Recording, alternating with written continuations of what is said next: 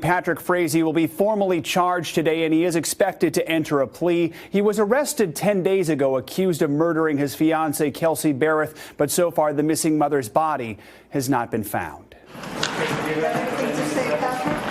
Shackled and silent, Patrick Frazee said nothing to reporters as he walked into a courtroom before a custody hearing for his one-year-old daughter. Today, he'll return to the same Colorado courthouse, this time as part of the criminal case against him. Frazee is accused of first-degree murder and solicitation of first-degree murder, but investigators have provided few details about why Frazee is a suspect. It's also unclear if anyone else could be arrested. That's an absolute possibility, but I'm not going to guess on that at this point.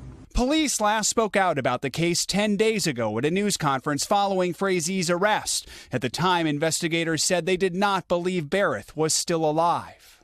While we have not found Kelsey at this time, information has been developed that is helping to narrow down our search. 29-year-old Berreth was last seen in public on Thanksgiving, shopping at a grocery store with her daughter. Frazee told police he saw Berreth later that day when he picked up their daughter. The couple was engaged but did not live together. 3 days after Thanksgiving, Berreth's cell phone pinged a tower about 700 miles away in Idaho. Her phone did end up in Idaho, and we are still working to recover that phone. Police in Twin Falls, Idaho say they've helped with the investigation, serving several search warrants as well as processing some items of evidence.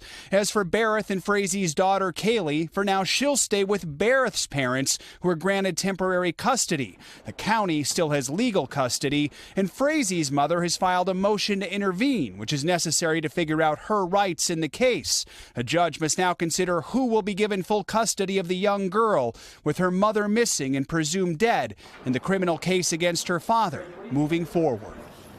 Joe, has Frazee issued any statements since his arrest?